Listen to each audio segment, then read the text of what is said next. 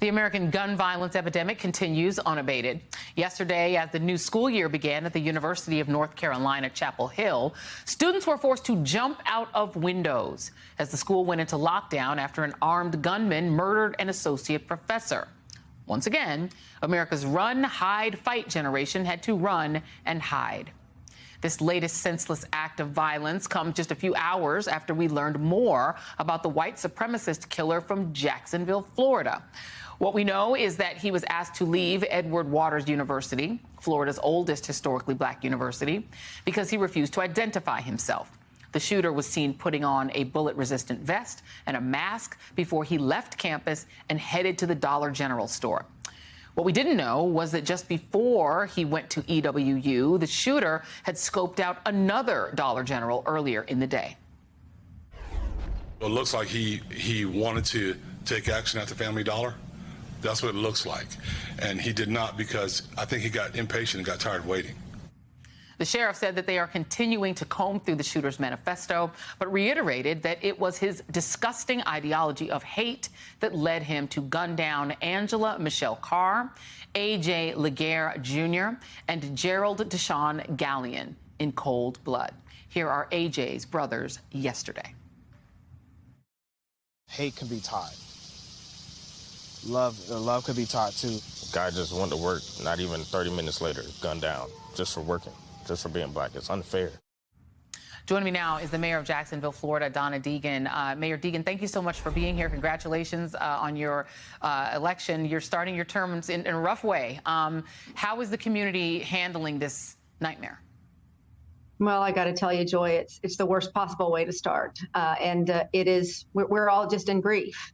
I would like to say we're in shock, but it's hard to be shocked anymore. This community has been through this sort of violence again and again, and it's really just too much. We have got to start sending a message loud and clear that we just simply will not accept this kind of hate, especially in our community. I ran on a message of unity. But unity has to come with truth. And I think that it's going to be very, very important for us to all face some hard truths and to really speak to each other, look at each other. And if we're ever going to get to each other's humanity, we got a long way to go. State Representative Nixon yesterday, who represents this area, was on with us, and she said that Mayor DeSantis has blood on his hands. She blamed his rhetoric, his policies, his anti-blackness, and the way that he's conducted himself as governor for setting the stage and creating the atmosphere that produced an event like this. What do you say to that?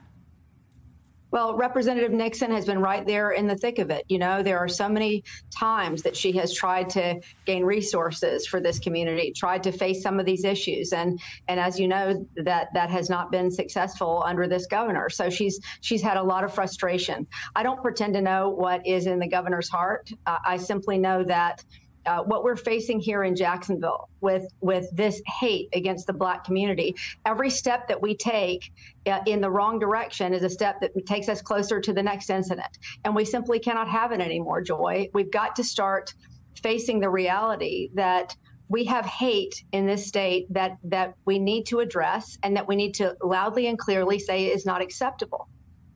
Let me play the reception that the governor got when he did what a lot of people believe was simply a photo op, showing up at a vigil for the Jacksonville dead.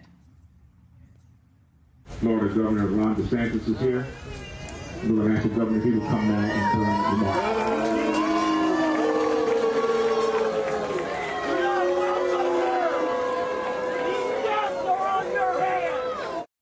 I want to ask you just a couple of questions about this governor's response here. When this initially happened, he said that he called the sheriff.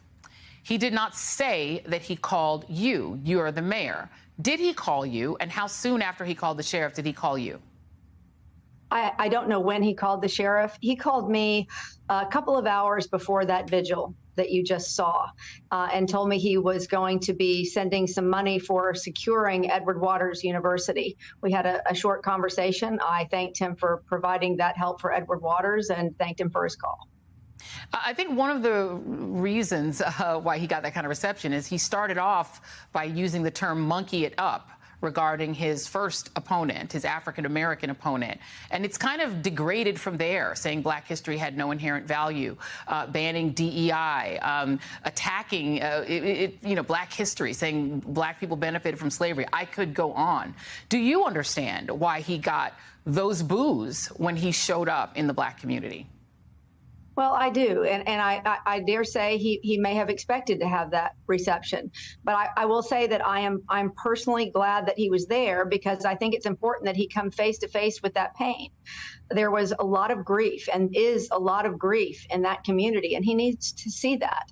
And as I said, I'm sure Edward Waters University is grateful to have the money for security, but we have to go so far beyond that. We were celebrating the anniversary of Axe Handle Saturday on the Sunday that we were there for that vigil. And it just feels like these days we're moving backwards. It feels as if we're just using different axe handles, Joy. And we've got to acknowledge that. And I think the governor being there to see that pain and to see that response, I'm hopeful that has an impact on it. Yeah, I'm not sure that you can even teach Axe Handle Saturday in Florida schools right now, but I'll leave that for now.